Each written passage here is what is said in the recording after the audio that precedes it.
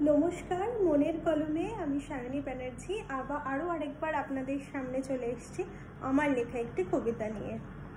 কবিতাটির নাম নিষিদ্ধ পত্র। এটি আমার লেখা কবিতা, পড়ে শোনাচ্ছি। লেখাপড়া আমি জানি না, আদব কায়দা, ভদ্র সমাজের চলন বলন কিছুই তো জানি না আমি। তবু মধ্যরাতের আদরে তুমি বিয়ে করবে বলেছিলে আমায়। বড় লোভ হয়েছিল গো। তুমি বলেছিলে এই অন্ধকার জঠর থেকে মুক্তি দেবে আমায়। বড় স্বাদ হয়েছিল। তুমি সেদিন সত্যি বলেছিলে না মিথ্যে তা আমি জানি না, জানতেও চাই না। যদি স্বপ্নের ঘোর আচমকা ঝড়ে তছনছ হয়ে যায়, যদি মিথ্যে হয়ে যায় আমার স্বাদ, তোমার কথা। আমি আজও অপেক্ষায় আছি, তুমি বলেছিলে আসবে।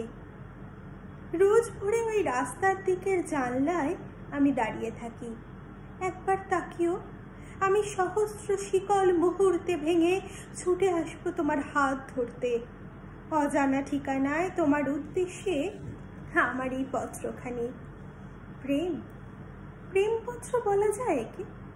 নাকি আমার কলমের লেখা পত্র নিতান্তই অমূল্য, অসুচি?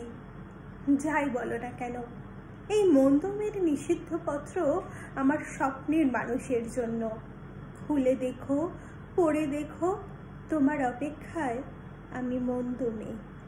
নমস্কার।